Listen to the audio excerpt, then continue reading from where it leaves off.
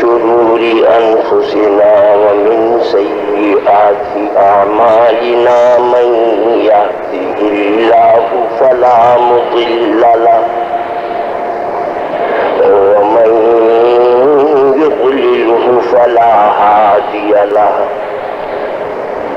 ونشهد أن لا إله إلا الله وحده لا شريك له ونشهد أن سيدنا ونبينا ومولانا محمدا عبده ورسوله صلى الله تعالى على خير خلقه محمد وآله وأصحابه أجمعين.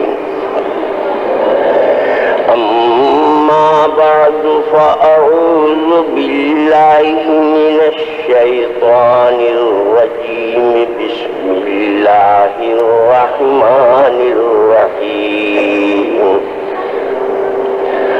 أفرأيتم اللات والعزى ومناة الثالثة الأخرى ألكم الذكر وله الأنثى تلك إذا قسمة ضيزى إن هي إلا أسماء سميتموها.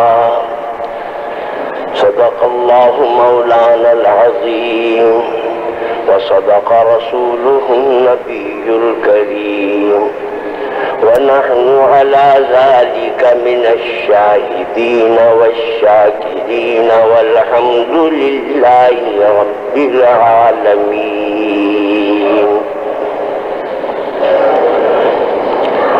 بزرگان محترم اور برادران عزیز، سورہ والنجم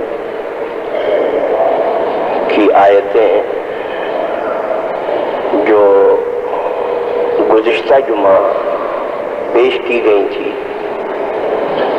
ان کے بارے میں یہ عرض کیا تھا کہ اس میں رسالت اور نبوت کا مضمون بیان کیا گیا ہے، اور آیتیں بھی کافی طویل اور لمبی ہیں۔ خلاصہ سب کا نبوت اور رسالت کا بیان ہے، اور اہم مضامین میں سے دوسرا مضمون ہے توحید کا، اور تیسرا مضمون ہے جزا اور سزا اور آخرت کا۔ یہی تین اہم مضامین قرآن کریم کی اس صورت میں بیان کیے گئے ہیں، اور آج جن آیتوں کو میں نے پڑھا ہے اس میں بیان ہے توحید کا۔ پہلے تھا نبوت کا، اور جہاں جہاں بھی نبوت و رسالت کا بیان پہلے ہے، توحید کا بعد میں ہے۔ اگر آپ غور کریں تو معلوم ایسا ہوتا ہے کہ صحیح ترتیب یہی ہے، یوں ہی ہونا چاہیے، کیونکہ دنیا میں کوئی انسان اللہ پر ایمان نہیں لا سکتا، توحید کی اسے ہوا بھی نہیں لگ سکتی جب تک کہ وہ نبی، پیغمبر اور رسول پر ایمان نہ لائے۔ وجود کے اعتبار سے اگر آپ دیکھیں تو معلوم ہوتا ہے کہ ایمان بالرسالت پہلے ہے، اور ایمان بالرسالت کے صدقے میں اور اس کے طفیل میں ایمان بالتوحید ہے۔ کیونکہ اگر کوئی انسان نبی کی خبر اور نبی کے بتلائے بغیر کوئی اللہ پر ایمان لاتا ہے، اول تو لا سکتا نہیں، کیونکہ جب اس کا ایمان آپ کے سامنے آئے گا تو آپ ہنسیں گے اور کہیں گے کہ یہ تو اللہ پر ایمان نہیں ہے، جیسے مولانا جلال الدین رومی نے مثنوی میں واقعہ لکھا ہے نا ایک شخص کا، کہ جو آدمی نبی کی تعلیمات اور وحی سے بے خبر ہوتے ہوئے اپنی عقل سے اور اٹکل سے خدا پر ایمان لایا. مولانا نے لکھا ہے کہ وہ بکریاں چراتا تھا، اور جب بکریاں چرا کر اپنے گھر آیا تو اس نے یہ محسوس کیا کہ میں تھک گیا. اس وقت اس کے دل میں یہ خیال پیدا ہوا کہ میں تو 40-50 بکریاں چرا کر تھک گیا، لیکن جسے اللہ کہتے ہیں اس کے ذمے تو لاکھوں کروڑوں انسانوں کا کام ہے. شام کو وہ کتنا تھک جاتا ہوگا. اور یہ جب خیال پیدا ہوا کہ وہ واقعی تھک جاتا ہوگا تو پیار و محبت میں کہنے لگا، اے اللہ اگر مجھے یہ معلوم ہو کہ تو کس جگہ پر ہے تو میں وہاں آ کر تیری ٹانگیں دباؤں، تیرے بالوں میں کنگھا کروں، اور میں تیرے پاس گھی چپڑی ہوئی روٹی لایا کروں. حضرت موسیٰ علیہ السلام وہاں سے گزر رہے تھے. وہ تو عقل کے ذریعے سے اللہ کو انہوں نے نہیں پہچانا، انہوں نے تو وحی کے ذریعے سے اللہ کو پہچانا. اللہ کی ذات کیا، اللہ کی صفات کیا، اس کی شان کیا، اس کا اختیار کیا ہے، سب جانتے تھے. مولانا جلال الدین رومی لکھتے ہیں کہ حضرت موسیٰ علیہ السلام نے اس آدمی کو کہا، ارے بے ادب و گستاخ چپ ہو جا، کہیں خدا کو تیرے ٹانگیں دبانے کی ضرورت ہے، کہیں اس کے بالوں میں کنگھا کیا جاتا ہے، یا اس کو گھی چپڑی ہوئی روٹی کی ضرورت ہے. حضرت موسیٰ علیہ السلام نے اس کو ڈانٹا اور فرمایا کہ تم بے اندر دہانے خود برار، اے ظالم یہ جو تو بکواس کر رہا ہے تو اپنے منہ میں روئی دے لے اور خاموش ہو جا. تو وہ کانپ گیا اور وہ سمجھا کہ غالباً میں غلط بات کر رہا ہوں. مولانا جلال الدین رومی فرماتے ہیں یہ وہ شخص ہے کہ جو اپنی عقل سے خدا کو پہچاننا چاہتا تھا، لیکن پہچان سکتا نہیں ہے جب تک کہ کوئی نبی اور کوئی پیغمبر اس کو خبر نہ دیتے. اس سے معلوم ہوا کہ ایمان کے وجود کے اعتبار سے اگر آپ دیکھیں تو نبوت اور رسالت پر ایمان لانا جو ہے یہ ہے پہلے، اور خدا پر ایمان لانا جو ہے یہ ہے بعد میں. اس کو علماء نے لکھا ہے کہ یہ ترتیب وجودی ہے. ترتیب وجودی کو یوں سمجھیے کہ اس وقت 1:15 ہوئے اور ابھی تک میرے اور آپ کے دل میں ایمان موجود نہیں ہے. اب ہم ایمان لانا چاہتے ہیں. تو فرمایا کہ جب ایمان وجود میں آئے گا تو آپ غور کریں، کیا سب سے پہلے آپ خدا پر ایمان لائیں گے؟ خدا کو تو جانتے ہی نہیں، اس کے صفات کی خبر ہی نہیں، اس کی شان اور اس کے مرتبے کا علم ہی نہیں. ایمان میں وجود کے اعتبار سے سب سے پہلے نبی پر ایمان لائیں گے، اور جب نبی پر ایمان لائیں گے تو وہ یہ بتائے گا خدا کی شان کیا ہے، خدا کے صفات کیا ہیں، خدا پر کس طرح ایمان لایا جاتا ہے، کتاب اللہ پہ کس طرح ایمان لایا جاتا ہے، آخرت پر کس طریقے سے ایمان لایا جاتا ہے. معلوم ہوا کہ وجودی ترتیب کے لحاظ سے ایمان بالرسالت پہلے، اور ایک ترتیب وہ ترتیب ہے تعلیمی، تربیتی ترتیب ہے، معاشرہ مسلمانوں کا ہے، اور مسلمان اپنے بچوں کو دین کی تعلیم دینا چاہتا ہے تو کتابوں میں وہ پہلے توحید لکھے گا، بعد میں رسالت لکھے گا۔ جب کوئی آدمی کتاب لکھے گا، کوئی مدرس پڑھائے گا تو اس کے کوئی واعظ کہے گا، اس کا مطلب یہ ہے یہاں ایمان کے وجود میں آنے کا سوال نہیں ہے، ایمان تو پہلے سے وجود میں آیا ہوا ہے، اب ان مضامین کو سمجھانے کا اور اس کی تشریح کرنے کا سوال ہے۔ وہاں پر توحید پہلے، رسالت بعد میں ہے۔ یہ بات میں نے اس لیے عرض کی کہ کہیں کہیں قرآن کریم میں اللہ تعالیٰ نے توحید کو مقدم کیا ہے، رسالت کو مؤخر کیا ہے، اور کہیں رسالت کو پہلے بیان کیا، توحید کو بعد میں۔ اب حاصل یہ نکلے گا کہ نبی کے بارے میں آپ کو یہ معلوم ہو چکا ہے کہ ان کی ہر بات وحی پر مبنی ہے، ان سے زیادہ سچا کوئی نہیں، ان سے زیادہ محفوظ اور پکی بات کسی کی نہیں۔ جس نبی کی ہم نے ابھی آپ کو خبر دی ہے، ان ہی الا وحی یوحی علمہ شدید القویٰ ذو مرہ،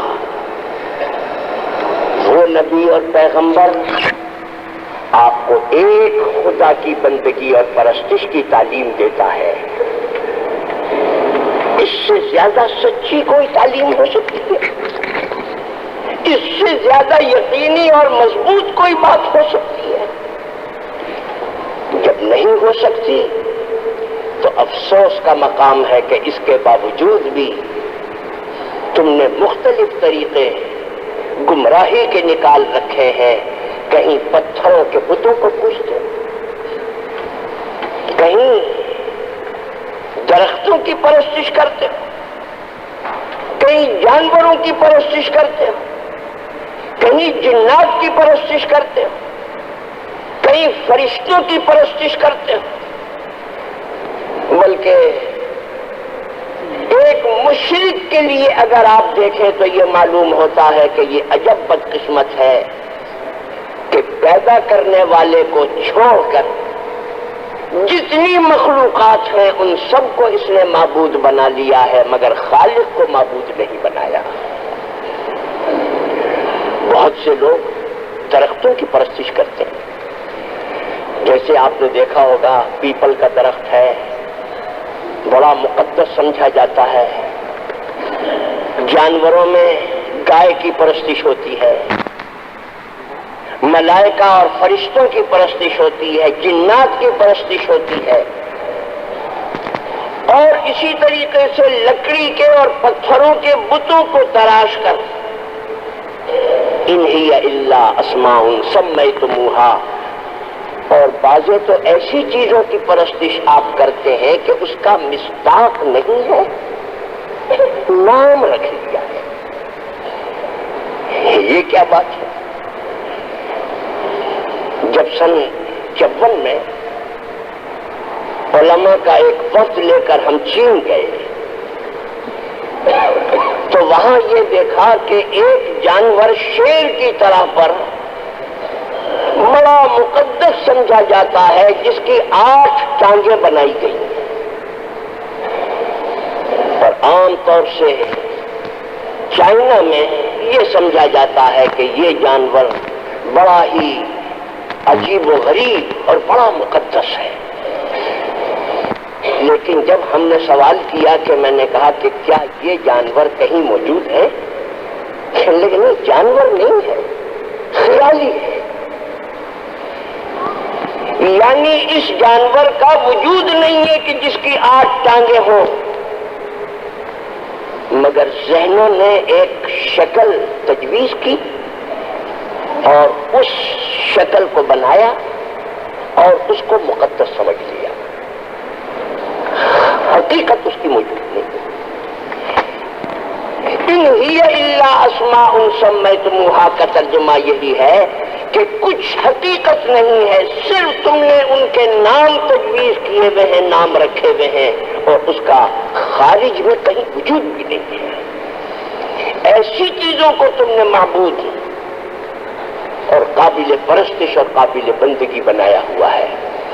فرمایا کہ افرأیتم اللات والعزی ومناۃ الثالثۃ الاخری الکم الذکر وله الانثی تلک اذا قسمۃ ضیزی ان ہی الا اسماء سمیتموها۔ سب سے پہلے فرمایا لات، عزی، منات، یہ بت ہیں، اور ایسے بت ہیں کہ ایک ہی نام کے بہت سے مقامات اور بہت سی جگہوں پر پائے جاتے تھے۔ جیسے بدھا کے نام کا کسی نے بت بنایا، مشرق میں بھی ہے، مغرب میں بھی ہے، جنوب میں بھی ہے، شمال میں بھی ہے۔ اسی طرح بعضوں نے کہا کہ یہ طائف میں بھی ہے، مدینے سے قریب میں، اور دوسرے قبیلوں میں اور دوسرے علاقوں میں بھی ہیں، لات، عزا، منات، یہ بت کہلاتے تھے۔ اور ان کے بارے میں ان کا یہ عقیدہ تھا کہ یہ ہماری حاجتیں پوری کرتے ہیں، یہ ہماری خواہشات پوری کرتے ہیں، اور یہ ہم کو خدا سے قریب کرنے والے ہیں۔ یہ جو میں نے کہا کہ خدا سے قریب کرنے والے ہیں، اس لیے کہا کہ مشرک خدا کو مانتے تھے، خدا کو نہ ماننے والا جو ہے وہ دہریہ کہلاتا ہے۔ مشرک خدا کا منکر نہیں ہے۔ یہ اور بات ہے کہ آپ یہ کہیں کہ ارے صاحب جب خدا کو خدا کے طریقے پہ نہیں مانا تو وہ تو انکار کرنا ہے، وہ بات دوسری ہے۔ لیکن خدا کے وجود کو مانتے تھے کہ ایک ذات، ایک ہستی ہے جس کو اللہ کہتے ہیں۔ قرآن کریم نے اس کی شہادت دی، فرمایا کہ وَلَئِن سَأَلْتَهُم مَّنْ خَلَقَ السَّمَاوَاتِ وَالْأَرْضَ، اگر ان مشرکوں سے آپ یہ پوچھیں کہ اچھا یہ تو بتاؤ، دولت فلاں دیوی دیتی ہے، علم فلاں دیوی دیتی ہے، اولاد فلاں دیوی دیتی ہے، عزت و منصب فلاں دیوی دیتی ہے، تو یہ زمین اور آسمان کس دیوی نے بنائے؟ وَلَئِن سَأَلْتَهُم مَّنْ خَلَقَ السَّمَاوَاتِ وَالْأَرْضَ، کس نے پیدا کیے زمین و آسمان؟ قرآن کریم نے کہا تو مشرک جواب دیں گے کیا؟ وَلَئِن سَأَلْتَهُم مَّنْ خَلَقَ السَّمَاوَاتِ وَالْأَرْضَ لَيَقُولُنَّ اللَّهُ، وہ کہیں گے کہ زمین اور آسمان کسی دیوی نے نہیں بنائے، کسی بت نے نہیں بنائے، وہ اللہ ہے۔ خالق ارض و سماوات اللہ ہے، مدبر السماوات والارض جو ہے وہ بھی اللہ ہے۔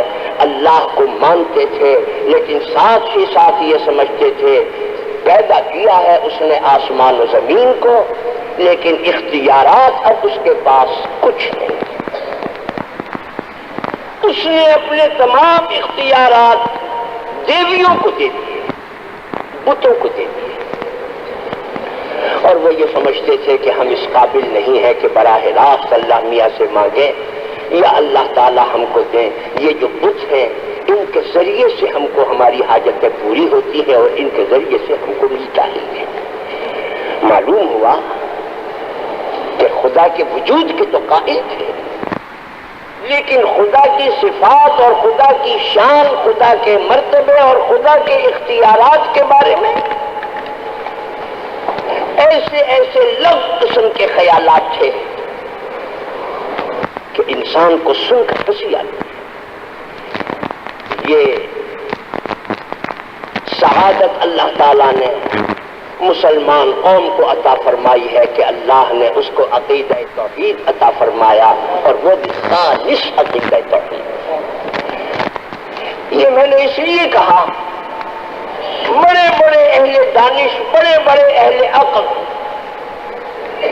چکر کھا کے گھوم کے گمراہ ہو گئے، اور اس طریقے سے کہ جیسے کوئی پھول پھلیوں میں گم ہو جاتا ہے۔ اور میں نے اس سے پہلے بھی عرض کیا ہے کہ بہت سی صفات اللہ تعالیٰ کی سامنے جب آتی ہیں اور ان سے پوچھا جائے تو معلوم ہوتا ہے کہ دماغ ان کا چکر کھا گیا ہے، کوئی جواب نہیں۔ پاکستان بننے سے پہلے ایک مرتبہ دہلی سے میں آ رہا تھا گڑگاوی کی طرف۔ اس زمانے میں ٹرین میں رش نہیں ہوتا تھا۔ ایک سکھ میرے ڈبے میں، جو ڈبہ سیکنڈ کلاس کا ڈبہ تھا، اس کے اندر آ کے بیٹھ گیا۔ میں کتاب پڑھ رہا تھا۔ میری شکل اور صورت کو دیکھ کے وہ کچھ یہ سمجھا کہ یہ غالباً کوئی مذہبی پیشوا ہیں، تو میرے پاس آ کر مجھ سے کہنے لگا کہ اگر آپ اجازت دیں تو میں کوئی آپ سے سوال کروں۔ میں نے کتاب بند کر دی اور میں نے کہا کہ آپ سوال کریں، کیا سوال کرنا چاہتے ہیں؟ پہلا سوال تو اس نے یہ کیا، اور یہ ظاہر کرنے کے لیے کہ جیسے یہ بہت بڑا محقق ہے، اس نے بڑا مطالعہ کیا ہے، بڑی کتابیں دیکھی ہیں اس نے، کہنے لگا کہ پہلا سوال میرا یہ ہے، آپ اسلام کی ترجمانی کرتے ہوئے اپنے کو موحد کہتے ہیں اور بتوں کی پرستش کرنے والوں کو آپ مشرک کہتے ہیں۔ کہتے ہیں تو میرے دل میں یہ خیال پیدا ہوا کہ آپ لوگ جب خانہ کعبہ میں جاتے ہیں تو وہ بھی تو پتھر ہی کا بنا ہوا ہے، اس کی کوئی شکل نہیں بنی ہوئی ہے تو پتھر ہی، اور آپ جاتے ہیں اس کے، آپ چاروں طرف گھومتے ہیں اور آپ اسی کے سامنے سجدہ بھی کرتے ہیں۔ تو یہ بتائیے کہ صاحب ہم اگر پتھر کے سامنے سجدہ کریں تو مشرک، آپ پتھر کے سامنے سجدہ کریں تو موحد۔ پہلے تو میں نے ان سے یہ کہا، میں نے کہا کہ یہ سوال جو آپ نے کیا ہے یہ آپ نے مجھے غلط فہمی میں ڈالنے کے لیے یہ کہا کہ آپ کے دل میں یہ خیال پیدا ہوا ہے، یہ آپ کا نہیں ہے، آپ کے تو آس پاس بھی دماغ میں یہ خیال نہیں آ سکتا، یہ آپ کہیں سے چرا کے لائے ہیں۔ لیکن نہیں ایسی بات تو نہیں ہے، بلکہ میرے دل میں یہ خیال پیدا، میں نے کہا نہیں یہ آپ چرا کے لائے ہیں، جہاں سے چرا کے لائے ہیں وہ جگہ میں بتا دیتا ہوں آپ۔ کہنے لگے وہ کیا؟ میں نے کہا سنیے، آپ سے بہت پہلے فارسی شعراء نے یہ اعتراض کیا تھا، فرمایا کہ آنکھ می کرد مرا من ہے پرستی دن بت۔ یہ آپ کا خیال تو نہیں ہے؟ آنکھ می کرد مرا من ہے پرستی دن بت، در حرم رفتہ طواف در و دیوار چکر۔ فارسی شاعر کہتا ہے آپ مجھے بتوں کے سامنے سجدہ کرنے سے روکتے ہیں تو حرم میں جا کر آپ جو پتھر کے سامنے سجدہ کرتے ہیں اور طواف کرتے ہیں یہ کیوں؟ تو میں نے کہا یہ تو آپ کی سنی سنائی بات ہے جو آپ مجھ سے اپنا سوال کر کے آپ کر رہے ہیں، یہ آپ کا نہیں، بہت شرمندہ۔ آکمی کرد مرا من ہے پرستی دن بتو، در حرم رفتہ طواف در و دیوار چکر۔ اس کا جواب بھی سن لیجیے۔ جواب یہ ہے کہ بے شک جس کو خانہ کعبہ کہتے ہیں وہ پتھر کی ایک عمارت ہے، ہم سب اس کے سامنے اور اس کی طرف کو سجدہ کرتے ہیں، طواف بھی کرتے ہیں، لیکن ہم اسے معبود نہیں سمجھتے۔ آپ کہیں گے کہ اچھا ہم بھی بتوں کی طرف سجدہ کرتے ہیں، ہم بھی انہیں معبود نہیں سمجھتے؟ جو دلیل آپ کی وہی دلیل ہماری۔ آپ کہتے ہیں کہ خانہ کعبہ جو پتھروں کی ایک عمارت ہے ہم اس کی طرف سجدہ کرتے ہیں، معبود نہیں سمجھتے۔ ہم بھی بتوں کی طرف سجدہ کرتے ہیں، معبود نہیں سمجھتے۔ فیصلہ کیسے ہو؟ اول تو یہ ہے کہ فیصلہ اس کے ساتھ ہوتا ہے کہ جو طالب حق ہو، معاند کے ساتھ کوئی فیصلہ نہیں ہوتا۔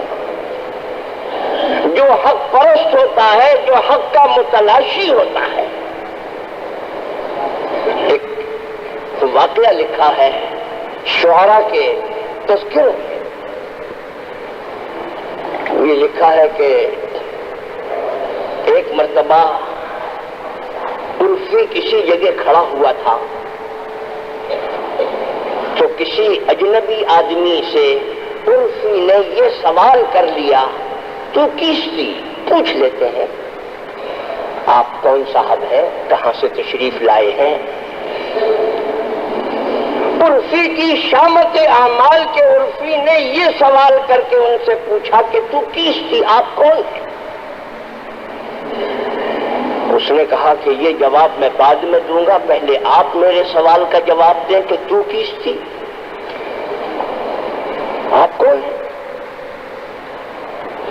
اس نے کہا کہ یہ آدمی تو بڑا بیٹھک معلوم ہوتا ہے، اس لیے کہ میرے سوال کا جواب دینے کی بجائے مجھ سے ہی سوال کیا، تو میں نے اسے جواب دیا کہ من شاعر ہوں، میں شاعر ہوں۔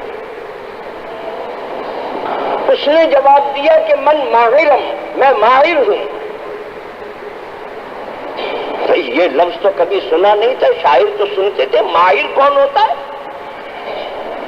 اس نے کہا ماہر کرامی گوین، ماہر کسے کہتے ہیں؟ کہنے لگے میں بعد میں بتاؤں گا، پہلے تو بتا شاعر کرامی گوین۔ اس نے کہا کہ شاعر آرا گوین کہ شعر گوین، شاعر اسے کہتے ہیں کہ جو شعر کہے۔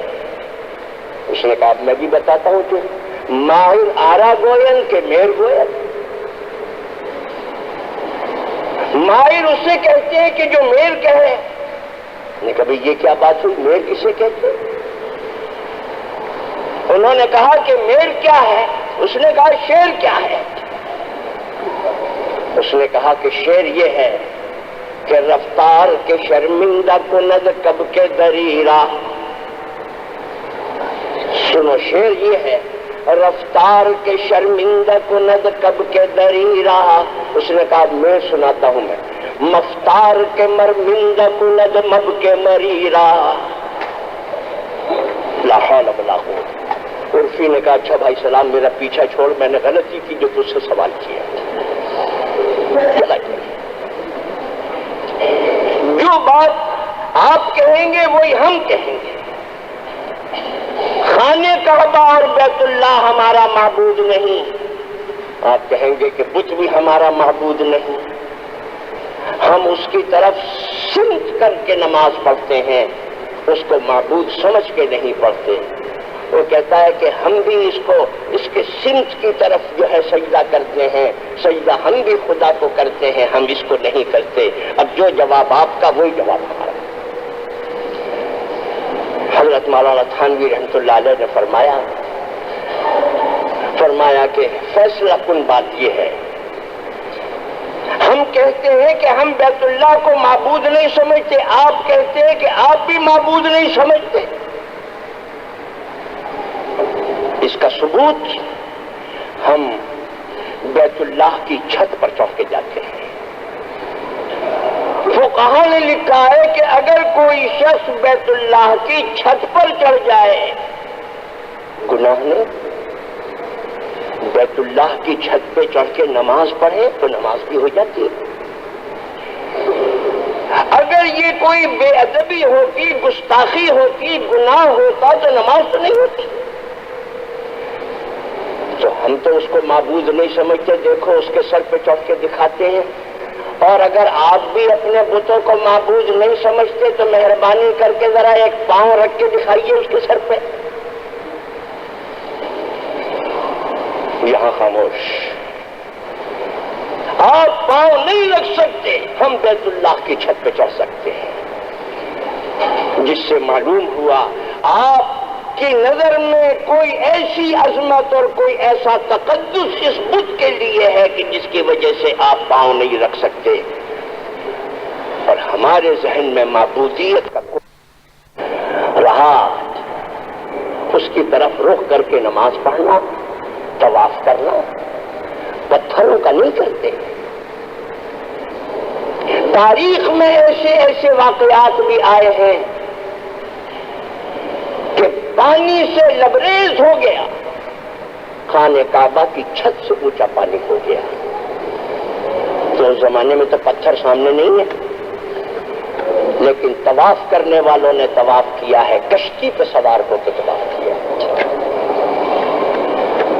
اور فقہا نے لکھا ہے کہ اگر کبھی اس کی کوئی اینٹ باقی نہ رہے اور صرف وہ نشان باقی رہے،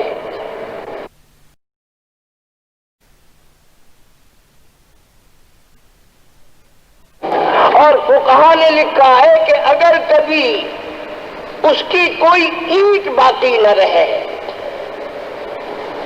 اور صرف وہ نشان باقی رہے تو اس نشان کے چاروں طرف کی طواف اسی طریقے سے کیا جائے گا. معلوم ہوا ہم اینٹ اور پتھر کا طواف نہیں کرتے ہیں. وہ خاص مقام ہے جو اللہ کی تجلیات کا مرکز ہے، اس کا عمارت سے کوئی تعلق نہیں ہے، اس کا پتھر سے کوئی تعلق نہیں ہے. اور اگر پتھر ہو تو ہم اس کے چھت پہ چڑھ کے نماز بھی پڑھ سکتے ہیں. ایک سوال جو اس نے بھی کیا اور حضرت مولانا تھانوی رحمۃ اللہ علیہ نے اس کا جواب دیا. اس نے کہا کہ صاحب پھر آپ اسے چومتے کیوں ہیں؟ حجر اسود کو بوسہ دیتے ہیں، چومتے کیوں؟ تو مولانا نے کہا کہ یہ تو بڑا بے وقوف آدمی معلوم ہوتا ہے. ارے چومنا جو ہے یہ عبادت کی نشانی نہیں، چومنا جو ہے یہ محبت کی نشانی ہے. آخر آپ بھی تو اپنی بیوی کو، بچے کو بوسہ دیتے ہیں، تو کیا اپنی بیوی کی پرستش کرتے ہیں؟ کیا بچے کو پیار کرتے ہیں تو کیا بچے کی عبادت کرتے ہیں؟ یہ کس نے کہہ دیا کہ چومنا جو ہے یہ عبادت ہے؟ چومنا محبت کی نشانی ہے، عبادت کی نشانی نہیں ہے. اور یہی وجہ ہے حضرت عمر فاروق رضی اللہ تعالی عنہ حجر اسود کے سامنے کھڑے ہو کے فرما رہے ہیں، اے پتھر مجھے معلوم ہے نہ تو نفع پہنچا سکتا ہے نہ نقصان پہنچا سکتا ہے. اگر تجھ کو سرکار دو عالم نے بوسہ نہ دیا ہوتا تو میں کبھی میں تجھے بوسہ نہ دیتا. جس سے معلوم ہوا حضور اکرم صلی اللہ علیہ وسلم نے جو بوسہ دیا ہے قیامت تک ہر مسلمان اس ادا کی نقل اتار رہا ہے اور اس محبت کے اندر برابر بوسہ دیے چلے جا رہے ہیں. اس میں یہ تصور نہیں ہے کہ یہ کوئی معبود ہے ہمارے. تو وہ شرمندہ ہوا. میں نے کہا اب تو یہ بات آپ کو معلوم ہو گئی کہ یہ آپ کا اعتراض نہیں تھا. اور آج کل کے نوجوان بھی جتنے اعتراضات کرتے ہیں، خدا کی قسم یہ نوجوانوں کے اعتراضات نہیں ہیں، یہ مشرکوں کی کتابوں سے ڈھونڈ ڈھانڈ کے تلاش کر کے لا کے مسلمانوں پر اعتراض کرتے ہیں. یہ کہتے ہیں نا ہم نے تو قبر کے اندر ٹیپ ریکارڈر رکھا تھا اور ہم نے 3 دن کے بعد نکالا، اس میں تو کوئی آواز ہی ریکارڈ نہیں ہوئی. علماء کہتے ہیں کہ منکر و نکیر سوال کرتے ہیں تو اس میں تو نہ سوال نہ جواب، اس میں تو کچھ بھی نہیں آیا. پھر یہ کہتے ہیں کہ وہ تو خاک ہو گیا، مٹی ہو گیا، اس پہ درخت ہو گیا. درخت کو بکریوں نے کھا لیا، بکریوں نے مینگنی کی، کھاد بنا کر کسی کھیت میں آپ نے ڈال دیا. اس میت کے جسم کا تو کوئی نشان باقی نہیں رہا. آپ کہتے ہیں کہ ان کو دوبارہ قبروں سے اٹھایا جائے گا. ارے بھائی کس چیز کو اٹھایا جائے گا؟ وہ تو اصل میں درخت بن گیا، مٹی بن گئی، درخت کو بکریوں نے کھا لیا، اس کی مینگنیاں بن گئی. یہ اعتراض آج کل کے روشن خیال نوجوانوں کے نہیں، مشرکوں کے لیے. قرآن کریم میں اللہ تعالیٰ نے یہ جواب دیا. فرمایا کہ جب اللہ تعالیٰ نے سب سے پہلی مرتبہ تم کو پیدا کیا تھا تو یہ ہمیشہ کا اصول ہے، پہلی مرتبہ کام کرنا آسان ہوتا ہے، اس کو دوبارہ ریپیٹ کرنا اور دوبارہ کرنا جو ہے وہ آسان ہوتا ہے. اللہ تعالیٰ نے جب تم کو پیدا کیا تھا تو کہاں کہاں سے اللہ تعالیٰ نے سارے اجزاء کو جمع کیا؟ ایک مرد، ایک عورت اپنے اپنے گھروں میں پرورش پا رہے ہیں، مختلف قسم کی چیزیں کھاتے ہیں. کسی چیز سے بال بنتے ہیں، کسی چیز سے گوشت بنتا ہے، کسی چیز سے ہڈی بنتی ہے، کسی چیز سے مختلف قسم کی چیزیں بنتی ہیں، اور یہ سب چیزیں جو ہیں یہ آپ کے جسم میں جمع ہو جاتی ہیں. ایک عورت اسی طریقے سے ساری دنیا کی چیزیں استعمال کرتی ہے، اس میں بھی یہ سارے اجزاء جمع ہو جاتے ہیں. جب اللہ تعالیٰ مخلوق پیدا کرنا چاہتے ہیں تو ان دونوں کے اجزاء کو ایک جگہ جمع کر کے ایک انسان کی شکل میں پیدا کرتا ہے. آپ نے کبھی اس پر غور نہیں کیا کہ یہ اس کے اندر یہ اتنے اجزاء کہاں سے آ گئے؟ چونا کہاں سے آ گیا؟ خون کہاں سے آ گیا؟ یہ بال کہاں سے آ گئے؟ ہڈیاں کہاں سے آ گئی؟ اگر مختلف ملکوں سے اور علاقوں سے چیزوں کو جمع کر کے اللہ تعالیٰ ایک جگہ جمع کر کے اس کو انسان بنا سکتے ہیں، تو آج تیرے دل میں یہ خیال ہے کہ یہ تو مٹی ہو گیا، درخت بن گیا، بکری کھا گئی، مینگنیاں بن گئی، کیسے جمع کریں؟ حدیث میں آتا ہے کہ ایک شخص تھا بڑا شقی القلب. شقی القلب کے معنی ہے دل سخت تھا. وہ قبرستان میں رہتا تھا اور اس کا کام تھا کفن چرانا. جب کوئی مردہ دفن کیا جاتا تھا تو تھوڑی دیر کے بعد وہ تازہ تازہ کفن نکال کے کپڑا رکھتا تھا. ایک دن میں 4 5 6 مردے آ گئے، کپڑا اتنا جمع ہو گیا، اور مہینے میں کتنی تعداد ہوتی ہے. ان تمام کپڑوں کو فروخت کرتا تھا، بیچتا تھا، اور یہ بہت بڑا دولت مند ہو گیا. میں نہیں کہہ رہا ہوں، یہ حضور اکرم صلی اللہ علیہ وسلم ارشاد فرماتے ہیں. یہ شخص کفن چور تھا، بڑا دولت مند ہو گیا، اس کی اولاد بہت بڑی مالدار ہو گئی. جب مرنے کا وقت قریب آیا تو اس نے اپنی اولاد کو بلایا اور بلا کر یہ کہا کہ تم سچ سچ بتانا، میں تمہارے لیے کیسا باپ تھا؟ اس زمانے میں بہترین باپ وہ ہے چاہے ڈاکہ ڈال کے لائے، چوری کر کے لائے، رشوت سے لائے، ہمیں عیش کرائے. بہترین باپ وہ ہے، بہترین شوہر وہ ہے. اس نے جب یہ پوچھا کہ تمہارے ضمیر سے پوچھتا ہوں کہ میں تمہارے لیے کیسا باپ تھا، انہوں نے کہا کہ صاحب ہمارے لیے تو آپ بہترین باپ تھے، آپ کی بدولت ہم بہت بڑے دولت مند ہو گئے. میرا احسان مانتے ہو؟ جی ہاں. میں ایک اپنے دل کی بات کہتا ہوں، وصیت کرتا ہوں، اس وصیت پر عمل کرنا، اور وہ یہ ہے کہ جس وقت میرا دم نکل جائے دیر نہ کرنا، فوراً میری لاش پر مٹی کا تیل چھڑک دینا اور چھڑک کر اس میں آگ لگا دینا، اور آگ اس طریقے پہ لگانا کہ کوئی ریزہ، کوئی ہڈی باقی نہ رہے. اور جب میری لاش راکھ بن جائے تو اس راگ کو آدھا حصہ راگ کا لے کے تیز ہواؤں میں جنگل میں اڑا دینا اور آدھا حصہ لے جا کر اس کا سمندر کے پانی میں بہا دینا۔ حضور اکرم صلی اللہ علیہ وسلم ارشاد فرما رہے ہیں، آپ نے فرمایا یہ شخص قیامت میں اٹھایا جائے گا، اس کے تمام اعضاء جسم کے اور بدن کے جو ہے وہ ایک جگہ کیے جائیں گے اور اس کو زندہ کیا جائے گا۔ اللہ تعالیٰ اس سے سوال کریں گے یہ کیا حرکت تھی جو تو نے اپنے بیٹوں کے ذریعے سے کرائی؟ یہ جو تو نے اپنے بیٹوں سے کہا کہ آگ لگا دینا، اس کا بالکل خاکستر بنا دینا اور ہوا میں اڑا دینا اور پانی میں بہا دینا، کیا حرکت تھی؟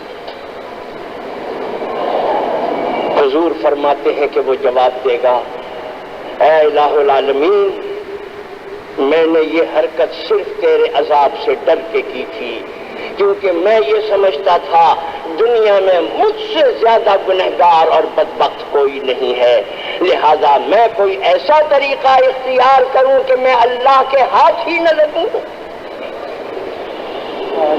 میں ایسا طریقہ اختیار کروں جو خدا کے ہاتھ نہ لگ سکوں۔ لیکن مجھے یہ نہیں معلوم تھا اللہ کو یہ بھی قدرت حاصل ہے، جو ذرات ہوا میں اڑ گئے وہ بھی اور جو پانی میں بہ گئے وہ بھی، جب اللہ تعالیٰ پیدا کرنا چاہتے ہیں سب کو ایک جگہ جمع کر کے دوبارہ اٹھا دیا۔ اس میں سب سے زیادہ سبق آموز بات یہ ہے، حدیث میں آتا ہے حق تعالیٰ ارشاد فرمائیں گے اس نے بہت بڑی بے ادبی کی ہے، بڑی گستاخی کی ہے، لیکن ہماری شان رحمت کا تقاضا یہ ہے ہم اس کو معاف کرتے ہیں، بخش دیتے ہیں۔ کیوں؟ فرمایا اگر کہ حرکت تو اس نے بہت بری کی لیکن کم سے کم اس کے دل میں میرے عذاب کا ڈر تو تھا، میرے عذاب کا خوف تو اس کے دل کے اندر موجود تھا۔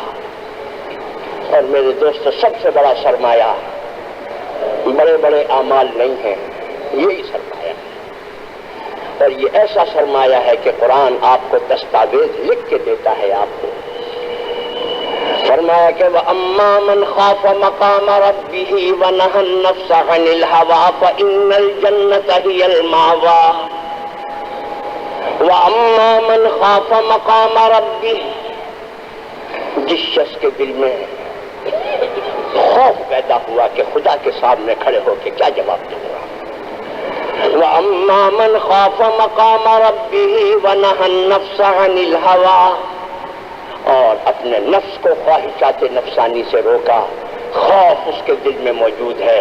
اللہ تعالیٰ فرماتے ہیں ہم تمہیں یقین دلاتے ہیں کہ جنت اس کا ٹھکانہ ہوگا۔ تو خیر میں یہ بات عرض کر رہا تھا کہ یہ جتنی باتیں بھی آج کرتے ہیں کہ ٹیپ ریکارڈر رکھا تھا جواب نہیں آیا، آپ نے تو زمین کے گڑھے میں ٹیپ ریکارڈر رکھا تھا۔ آپ شریعت اسلامیہ سے دریافت کیجئے، قبر عالم برزخ کو کہتے ہیں، قبر اس جگہ کو کہتے ہیں جہاں یہ سوالات ہوں گے، جوابات ہوں گے، جہاں رحمتیں نازل ہوں گی اور جہاں پر کہ تکلیفیں اور عذاب نازل ہوں گے۔ یہ سارے کے سارے معاملات عالم برزخ کے ہیں، عالم برزخ کو قبر کہتے ہیں۔ آپ اس گڑھے کے اندر ٹیپ ریکارڈر رکھتے ہیں اور آپ کو عالم برزخ کی کچھ خبر نہیں۔ تو میرا مطلب کہنے کا یہ تھا، اس کو یہ جواب دیا، وہ دوسری بات تو رہی گئی۔ دوسرا سوال اس نے یہ کیا کہ آپ کی باتوں سے مجھے بڑی تسلی ہوئی، آپ ذرا سا یہ بھی مجھے جواب دیں کہ آپ یہ کہتے ہیں کہ اللہ کی مرضی کے بغیر تو پتا بھی نہیں ہلتا۔ جب اللہ کی مرضی کے بغیر پتا بھی نہیں ہلتا ہے تو پھر انسان جو کچھ کرتا ہے اس کو سزا کیوں دی جاتی ہے؟ گویا اگر میں نے شراب پی، اگر میں نے قتل کیا، اگر میں نے چوری کی، یہ تو میں نے سب کو سب اللہ کی مرضی سے کیا. جب اللہ کی مرضی سے کیا تو چوری کی سزا کیوں, شراب کی سزا کیوں, اور قتل کی سزا کیوں؟ تو میں نے اس سے یہ بات کہی, میں نے کہا پوچھ کے جواب نہیں دیتا. کیوں؟ میں اس لیے جواب نہیں دیتا کہ یہ اس جواب کی ذمہ داری صرف میری نہیں ہے. میں مسلمان ہوں, صرف اسلام کی ذمہ داری نہیں. دنیا میں جتنے مذاہب دنیا میں موجود ہیں اور وہ خدا کو مانتے ہیں, چاہے وہ مشرک ہو, چاہے وہ سکھ ہو, چاہے یہودی ہو, چاہے نصرانی ہو, چاہے اسلام ہو, جتنے مذاہب خدا کے وجود کو مانتے ہیں ان سب مذاہب کی یہ ذمہ داری ہے کہ وہ اس کا جواب دیں. تنہا ہماری ذمہ داری تو نہیں ہے. وہ بہت چکرایا. میں نے کہا کہ جیسے آپ کہتے ہیں نا کہ یہ انٹرنیشنل بات ہے, یہ ساری دنیا کے ممالک سے اس کا تعلق ہے, دنیا کے سارے مذاہب سے یہ بین المذاہب مسئلہ ہے. ہم آپ سے پوچھنا چاہتے ہیں کہ آپ جواب دیں, ہم بعد میں جواب دیں, لیکن ہم یہ دیکھنا چاہتے ہیں آپ کتنے پانی میں ہیں, آپ بھی تو جواب دیں. اس کی وجہ یہ ہے, یہ سوال جو آپ نے کیا ہے ہر مذہب ملت کے اوپر یہ سوال عائد ہوتا ہے, تنہا اسلام پر نہیں. ایک مشرک خدا کو مانتا ہے, ایک سکھ خدا کو مانتا ہے, ایک نصرانی خدا کو مانتا ہے, ایک یہودی خدا کو مانتا ہے. جو قوم اور جو مذہب خدا کو مانتا ہے, میں اس سے یہ سوال کرتا ہوں وہ اپنے خدا کو عالم مانتا ہے یا جاہل مانتا ہے؟ یہ سوال میرا یہودی سے بھی ہے, نصرانی سے بھی ہے, ہندو سے بھی ہے, سکھ سے بھی ہے, مسلمان سے بھی ہے. ایک زبان ہو کر سب یہ کہیں گے کہ یہ خدا تو عالم ہی ہوتا ہے, خدا تو جاہل نہیں ہوتا. سب کے اس پر دستخط ہو گئے. نصرانی نے کہا خدا عالم ہوتا ہے جاہل نہیں ہوتا, یہودی نے کہا خدا عالم ہوتا ہے جاہل نہیں ہوتا, ہندو نے کہا کہ خدا عالم ہوتا ہے جاہل نہیں ہوتا, سکھ نے کہا کہ خدا عالم ہوتا ہے جاہل نہیں ہوتا, مسلمان نے کہا کہ خدا عالم ہوتا ہے جاہل نہیں ہوتا. سب کا اتفاق ہے. اب دوسری بات, جو مذہب خدا کو مانتا ہے وہ اپنے خدا کو قادر مانتا ہے یا عاجز مانتا ہے؟ قادر کے معنی یہ ہے ہر چیز پر قدرت ہے, اور عاجز کے معنی یہ ہے کہ جی یہ تو کر سکتا ہوں یہ نہیں کر سکتا. وہ تو خدا نہیں ہے جو یہ کہے میں یہ نہیں کر سکتا. سب کا جواب یہ ہے. نصرانی کا جواب خدا قادر ہے عاجز نہیں, یہودی کا جواب خدا قادر ہے عاجز نہیں, ہندو کا جواب خدا قادر ہے عاجز نہیں, سکھ کا جواب خدا قادر ہے عاجز نہیں, مسلمان کا جواب خدا قادر ہے عاجز نہیں. اس پر بھی اتفاق ہوتا ہے.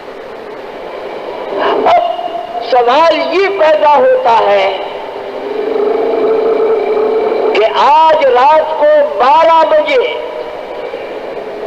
ایک قتل ہونے والا ہے, آج رات کو 12 بجے کسی جگہ بھی ایک آدمی کا ناحق قتل ہونے والا ہے. خدا کو اس کا علم ہے یا نہیں؟ نصرانی سے پوچھو, کہے گا جی خدا تو عالم ہوتا ہے اسے معلوم ہے. یہودی سے پوچھیے خدا عالم ہے اس کو معلوم ہے. مشرک سے پوچھیے اسے بھی معلوم ہے. سکھ سے پوچھیے وہ کہے گا خدا کو معلوم ہے. مسلمان سے پوچھیے کہے گا ہاں خدا کو معلوم ہے کہ رات کو 12 بجے یہ ہونے والا ہے. ایک سوال یہ ہے کہ خدا اس قتل کو جو رات کے 12 بجے ہونے والا ہے روک سکتا ہے یا نہیں؟ خدا اس قتل کو رکوا سکتا ہے یا نہیں؟ نصرانی کہے گا روک سکتا ہے، کیونکہ خدا قادر ہوتا ہے، عاجز نہیں ہوتا۔ یہودی کہے گا کہ خدا قادر ہوتا ہے، عاجز نہیں ہوتا، روک سکتا ہے۔ مشرک کہے گا کہ خدا قادر ہوتا ہے، روک سکتا ہے۔ سکھ کہے گا کہ خدا قادر ہوتا ہے، روک سکتا ہے۔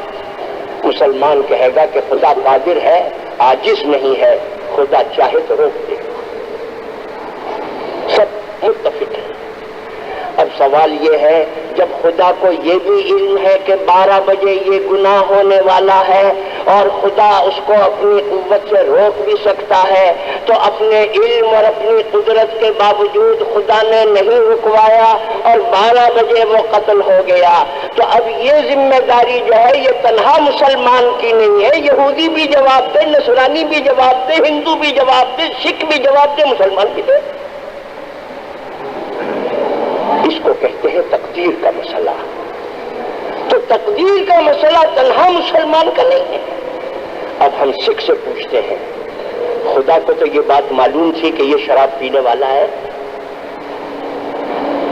اور اللہ تعالیٰ اگر چاہتے تو شراب سے رکوا دیتے، رکوایا نہیں، تو آپ کیسے خدا کو مانتے ہیں؟ آپ بھی تو جواب دیں، میرے گلے میں ہاتھ ڈال کے جو آپ سوال کرتے ہیں آپ جواب دیں نا۔ اس کا مطلب یہ ہے یہاں تک سب متفق ہیں۔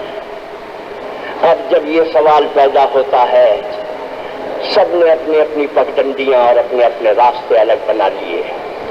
بھئی وہ جو رات قتل ہوا 12 بجے خدا کے علم میں تھا، رکوایا نہیں۔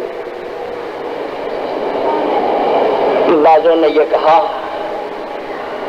کہ خدا تو ہے، ایک خدا تو نماز پڑھواتا ہے، دوسرا خدا قتل کرواتا ہے۔ بعضوں نے کہا کہ نہیں، جو کچھ کرتا ہے یہ بندہ کرتا ہے، خدا کا کوئی ہاتھ اس میں نہیں ہے۔ بعضوں نے کہا کہ جو کچھ کرتا ہے خدا ہی کرتا ہے، بندے کا کوئی ہاتھ نہیں ہے۔ کوئی جبریہ پیدا ہو گیا، کوئی قدریہ پیدا ہو گیا، اور کوئی یزداں اور اہرمن پیدا ہو گیا، وہ دو خداؤں کو ماننے لگے۔ یہ صفات خدا بندی کا مسئلہ ایسا ہے کہ اس کے اندر ہر ایک کا راستہ الگ الگ ہو۔ بعضوں نے کہا کہ نیکی کا خدا اور ہے، گناہ کا خدا اور ہے، خالق شر، خالق خیر۔ اور میں نے جیسا کہ عرض کیا، سب مذاہب جو ہیں حیران ہیں، ان کے پاس اس کا کوئی جواب نہیں ہے۔ جواب ہے تو تنہا اسلام کے پاس، جس کو اللہ نے توحید سے نوازا۔ اسلام نے یہ کہا کہ ہمارے اللہ کو علم بھی ہے، قدرت بھی ہے، لیکن یہ جگہ امتحان کی جگہ ہے۔ یہاں پر اللہ تعالیٰ نے انسانوں کو اختیار دیا ہے، اگر اختیار نہ دیا ہوتا تو پھر انسان کی حیثیت ایسی ہوتی جیسے دیوار کی۔ دیوار نے کبھی کسی کو گالی نہیں دی، آپ میں سے کسی نے تو گالی دی ہوگی، آپ نے وہ گناہ کیا، دیوار نے نہیں کیا، تو آپ سے زیادہ ثواب آخرت میں دیوار کو ملے گا؟ نہیں ملے گا۔ کیوں؟ اس لیے نہیں ملے گا کہ یہ دیوار اگر چاہتی بھی کسی کو گالی دینا تو گالی دے بھی نہیں سکتی تھی، کیونکہ اختیار ہی نہیں ہے اس کے پاس۔ اگر کوئی مادرزاد نابینا یہ کہے کہ میں بڑا پارسا ہوں، بڑا متقی ہوں، میں نے آج تک کسی نامحرم پہ نظر نہیں ڈالی، جی ماشاءاللہ بڑے متقی پرہیزگار ہیں، لیکن یہ تو بتا دیجئے کہ اگر آپ ڈالنا چاہتے تو ڈال سکتے تھے؟ آپ کے پاس تو نظر ہی نہیں تھی، تو ڈالنا چاہتے تو ڈال کر سکتے تھے۔ یہ کوئی کمال نہیں ہے کمال وہ ہے جس کو اللہ نے دیکھنے کے لیے نظریں دی ہیں، اور جب اس کے سامنے نامحرم آتا ہے تو وہ اس لیے نظروں کو ہٹا لیتا ہے کہ حکم ہے سرکار دو عالم صلی اللہ علیہ وسلم نظر نیچی کر دیتا ہے۔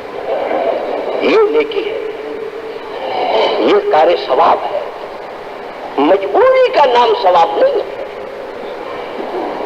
اللہ تعالیٰ نے دنیا میں انسان کو ارادے کا اختیار دیا ہے،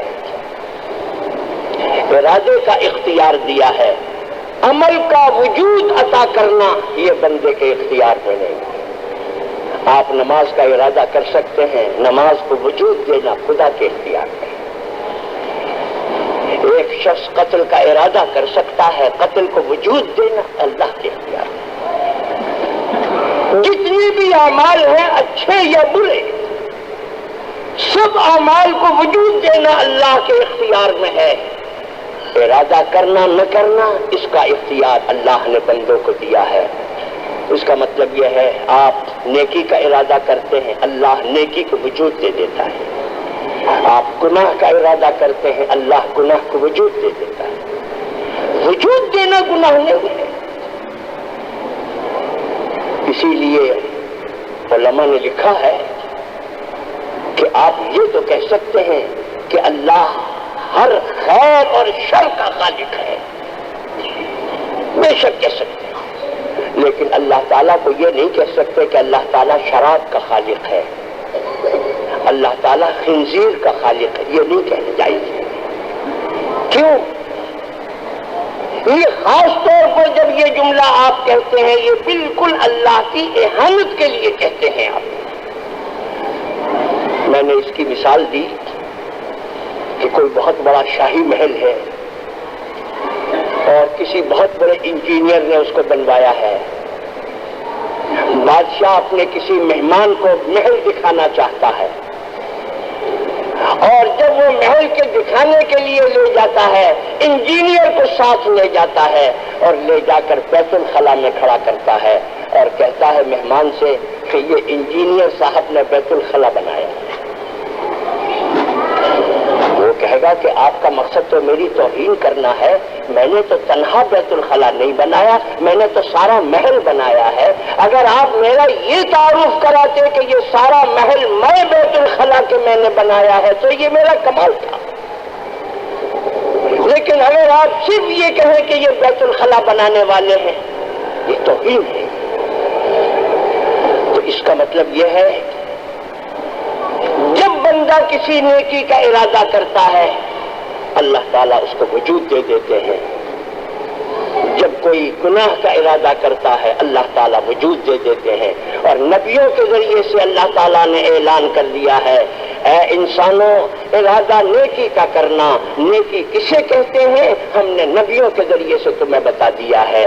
گناہ کا ارادہ نہ کرنا، گناہ کسے کہتے ہیں پیغمبروں کے ذریعے سے ہم نے تمہیں بتا دیا ہے کہ یہ گناہ ہے، اس کا ارادہ نہ کرنا۔ خیر تو مطلب میرے کہنے کا یہ تھا کہ اسی طریقے سے تمام کے تمام مذاہب جو ہیں وہ خدا کی شان میں ایسے گستاخ بے ادب گمراہ بن کر، کسی نے خدائی تقسیم کی ہے، کسی نے خدا کے صفات کو الگ الگ کر دیا ہے، لیکن یہ دین توحید خالصتاً اللہ تعالیٰ نے سرکار دو عالم صلی اللہ علیہ وسلم کے طفیل میں ہم کو عطا فرمایا ہے، اور یہ اللہ کا بہت بڑا انعام ہے۔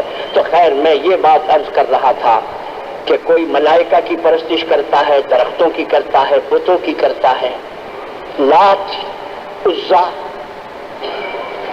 اور منات۔ علماء نے لکھا ہے یہ قبیلوں کے الگ الگ بت تھے۔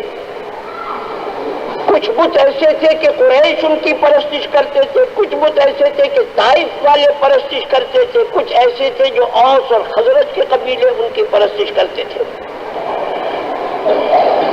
اللہ تعالیٰ فرماتے ہیں نبی نے وحی کے ذریعے سے توحید کی تمہیں تعلیم دی، بدقسمتی تمہاری یہ ہے کہ آج تک تم لات و منات کو نہ چھوڑ سکے۔ الکم الذکر ولہ الانثی، اور غضب کی بات یہ ہے تم نے فرشتوں کو یہ کہا کہ یہ خدا کی بیٹیاں ہیں، اور بیٹیاں کس وجہ سے کہا؟ بیٹیوں سے نفرت کرتے تھے۔ انہوں نے کہا کہ اچھا اگر خدا کے حصے میں بیٹیاں ہیں اور بیٹے تمہارے حصے میں ہیں تو نعوذ باللہ یہ تقسیم تو تم نے خدا کے حق میں تو عجیب ہی قسم کی تقسیم کی ہے، تمہارے حصے میں بیٹے آئے، خدا کے حصے میں بیٹیاں آئی۔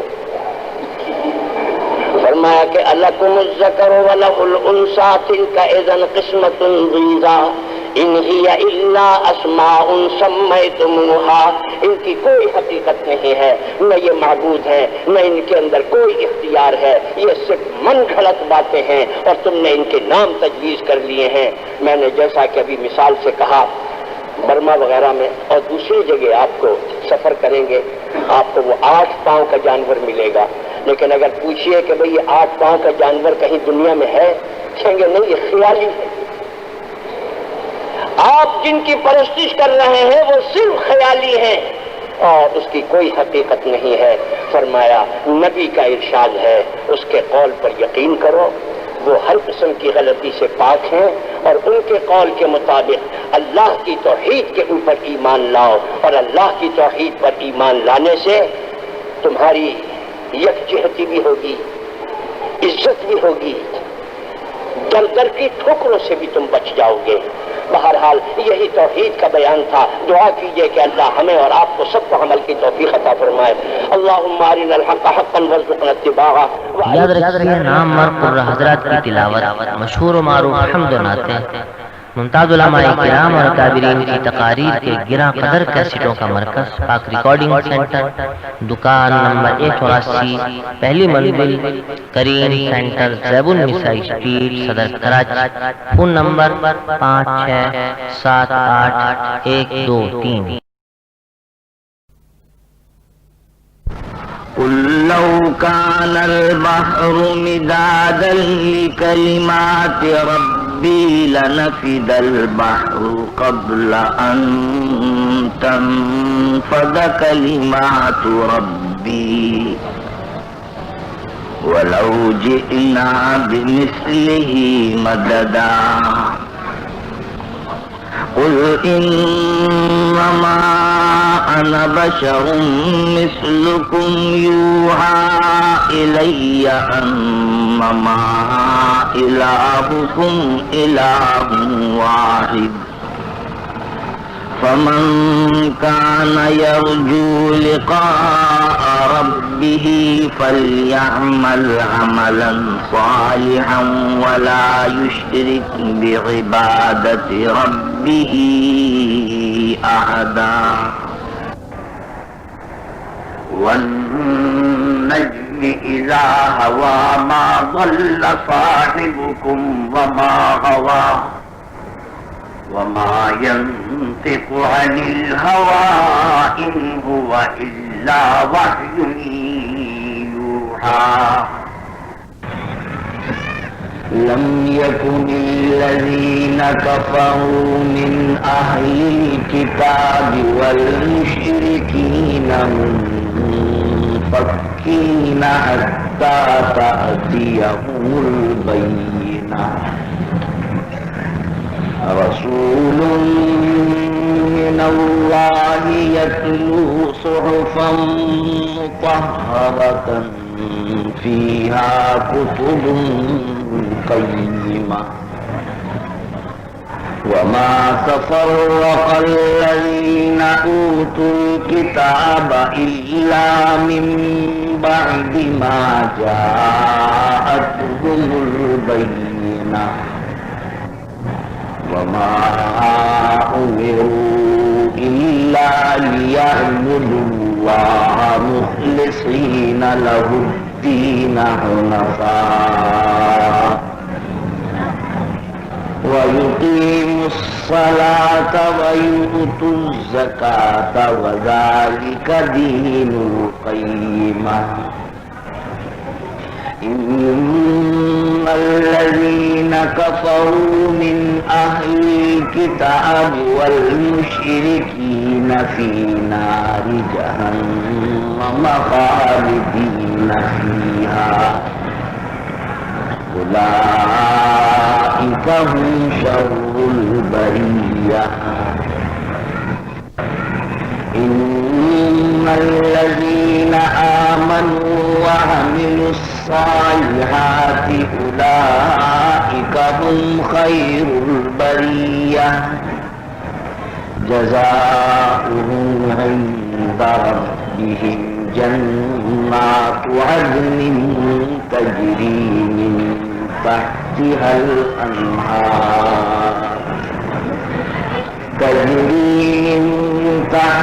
الأنهار خالدين فيها أبدا رضي الله عنهم ورضوا عنه ذلك لمن خشي ربه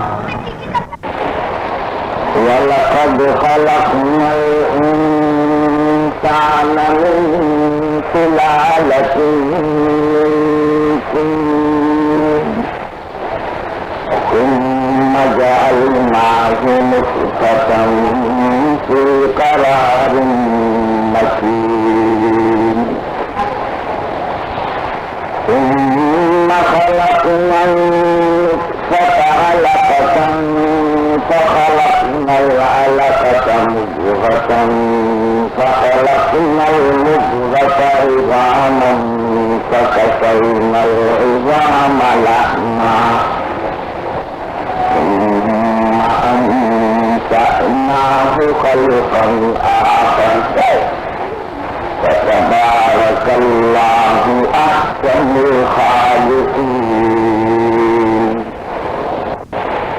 ثم إنكم بعد ذلك لميتون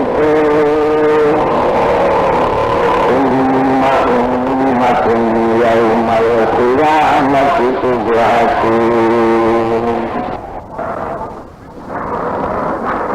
لقد خلقنا الإنسان من سلالة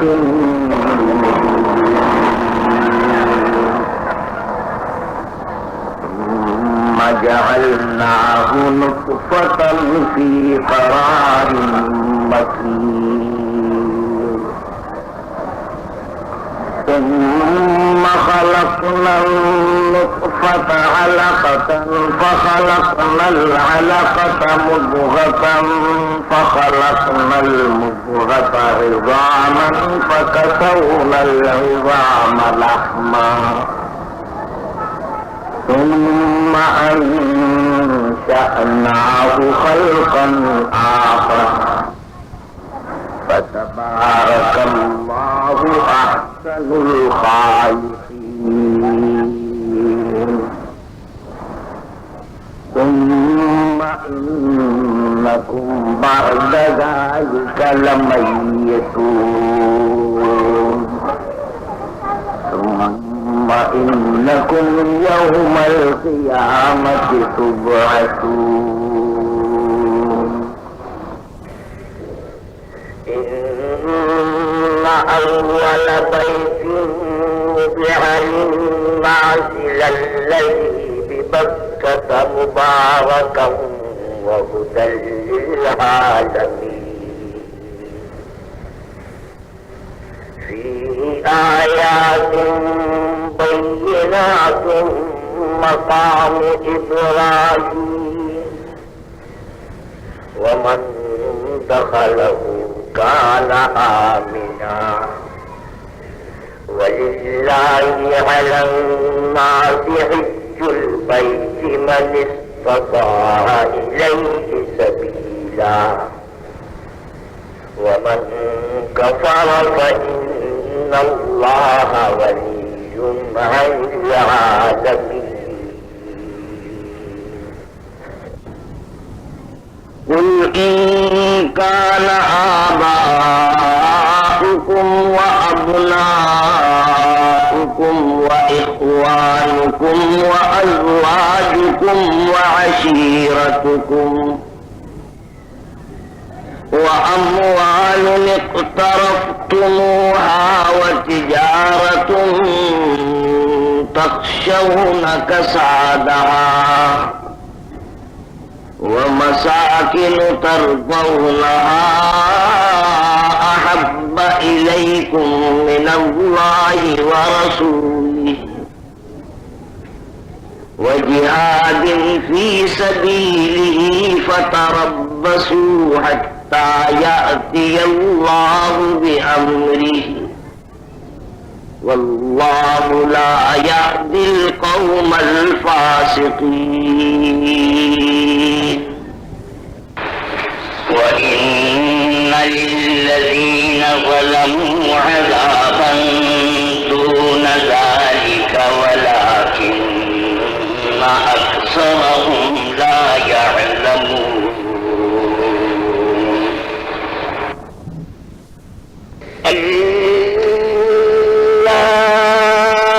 الله أكبر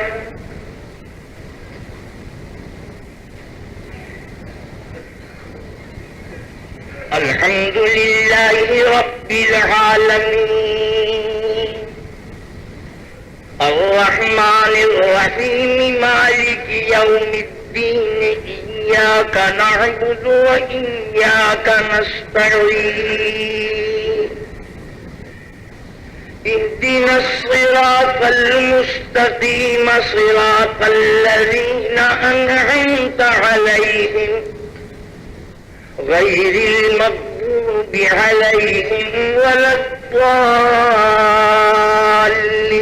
الضالين آمن الرسول بما أنزل إليه من ربه والمؤمنون كل آمن بالله وملائكته وكتبه ورسله لا نفرق بين أحد من رسله وقالوا سمعنا وأطعنا غفرانك ربنا وإليك المصير لا يكلف الله نفسا إلا وسعها لها ما كسبت وعليها ما اكتسبت ربنا لا تؤاخذنا إن نسينا أو أخطأنا ربنا ولا تحمل علينا إصرا كما حملته على الذين من قبلنا ربنا ولا تحملنا ما لا طاقة لنا به واعف عنا واغفر لنا وارحمنا أنت مولانا فانصرنا على القوم الكافرين والتين والزيتون وطور سينين وهذا البلد الأمين لقد خلقنا الإنسان في أحسن تقويم ثم رددناه أسفل سافلين إلا الذين آمنوا وعملوا الصالحات إلا الذين آمنوا وعملوا الصالحات فلهم أجر غير ممنون فما يكذبك بعد بالدين أليس الله بأحكم الحاكمين لا أقسم بيوم القيامة ولا أقسم بالنفس اللوامة أيحسب الإنسان أن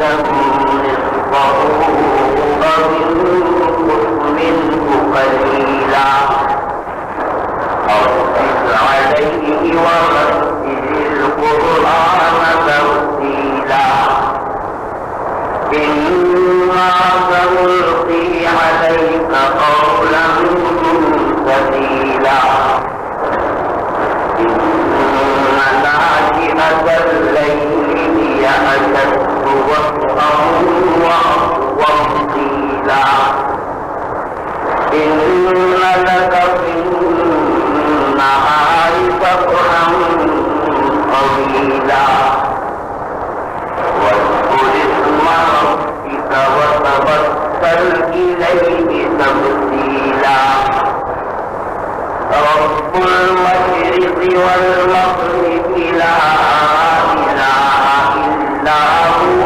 فاتخذه وكيلا واصبر على ما يقولون واهجرهم هجرا جميلا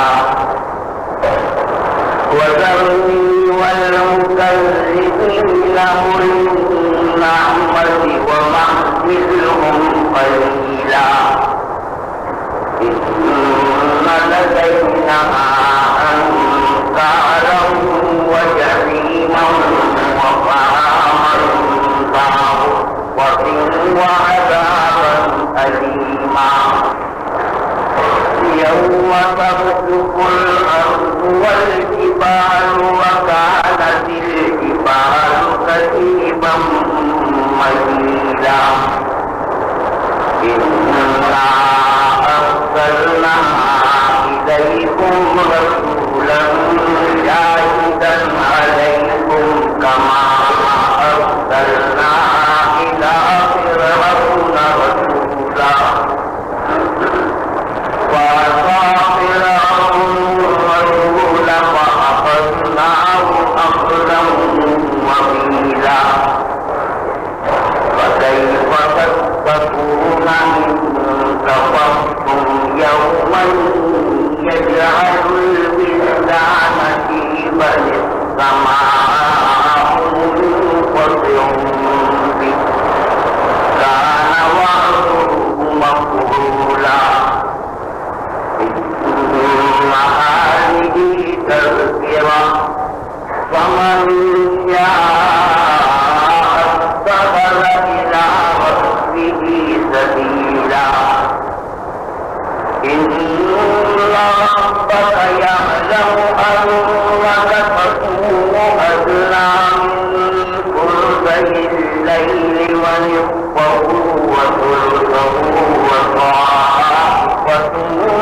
من الذين معك والله يقدر الليل والنهار علم أن لم تحصوه فطاب عليكم فاقرؤوا ما تيسر من القرآن علم أن سيكون منكم مرضى وآخرون يضربون في الأرض يبتغون من فضل الله وآخرون يقاتلون في سبيل الله فاقرؤوا ما تيسر منه وأقيموا الصلاة وآتوا الزكاة وأقرضوا الله قرضا حسنا وما تقدموا لأنفسكم من خير تجدوه عند الله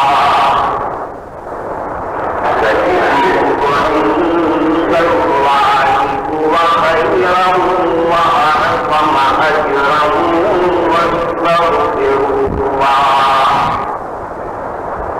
إن الله غفور رحيم.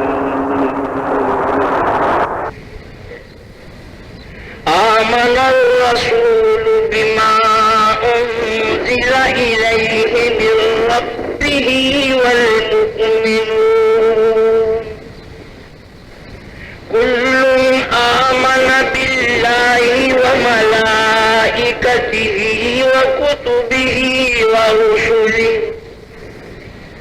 لا نفرق بين أحد من رسله وقالوا سمعنا وأطعنا غفرانك ربنا وإليك المصير لا يكلف الله نفسا إلا وسعها لها ما كسبت وعليها ما اكتسبت ربنا لا تؤاخذنا إن نسينا أو أخطأنا ربنا ولا تحمل علينا إصرا كما حملته على الذين من قبلنا